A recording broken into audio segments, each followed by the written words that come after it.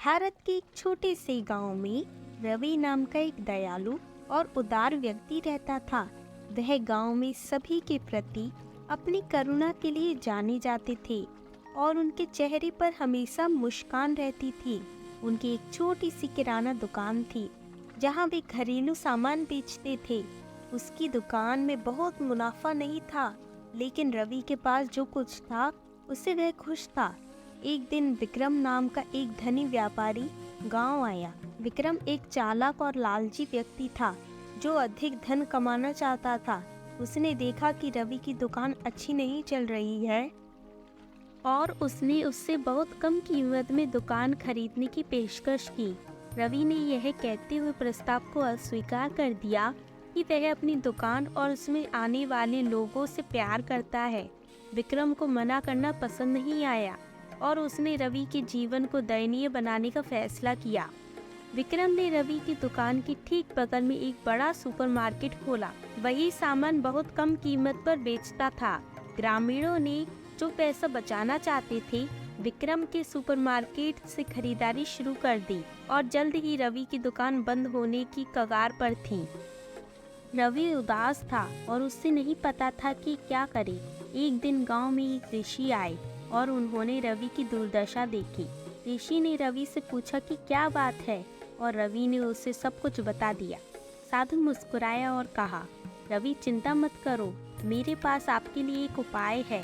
क्या आपके पास गाय है? रवि ने कहा, हाँ मेरे पास एक गाय है। साधु ने कहा, अपनी गाय का दूध गांव में बेच दो, पर उसका कुछ भी दाम मत लेना, इसे मुफ्त में दे दो। रवि हैरान था और उससे पूछा, लेकिन इससे मुझे क्या मदद मिलेगी? साधु ने कहा, बस मुझ पर विश्वास करो, मेरी बात मानो।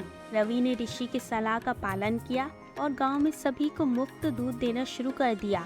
उदारता के इस कृत्य पर लोग हैरान रह गए और जल्द ही यह खबर आसपास के गांव में फैल गई। लोग रवि की दुकान पर मुफ्त दूध लेने आने लगे और वे उसकी दुकान से अन्य सामान भी खरीदने लगे। रवि की दुकान फिर से समृद्ध होने लगी और विक्रम के सुपरमार्केट में ग्राहक कम होने लगे। एक दिन विक्रम रवि की दुकान पर आया और उससे पूछा, तुम अभी भी व्यापार में कैसे हो? मैं वही सामान कम कीमत पर बेचता हूँ, फिर भी लोग आपकी दुकान पर आते हैं।